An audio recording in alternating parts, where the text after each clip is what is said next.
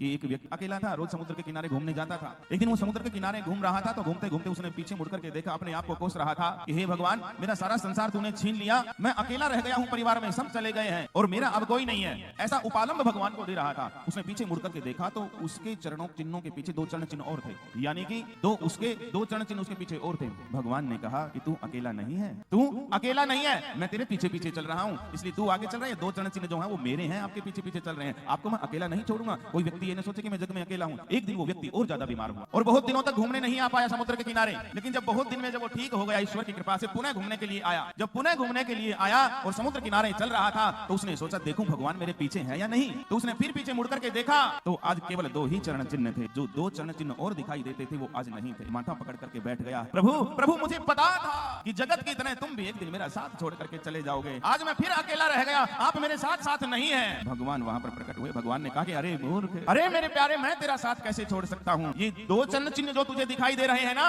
ये तेरे नहीं है, ये मेरे हैं, मेरे। तो व्यक्ति ने कहा कि प्रभु मेरे चरण चिन्ह कहाँ है? कहने लगे प्यारे, तुझको तो मैंने अपनी गोद में उठा रखा है, गोद में उठा रखा। मुझे पता है तू बीमार है, मैं तुझे कष्ट नहीं देना चाहता। भगवान अपने भक्त से इतना प्रेम करते हैं तो आज वो 2 चरण चिन्ह दिखाई दिए।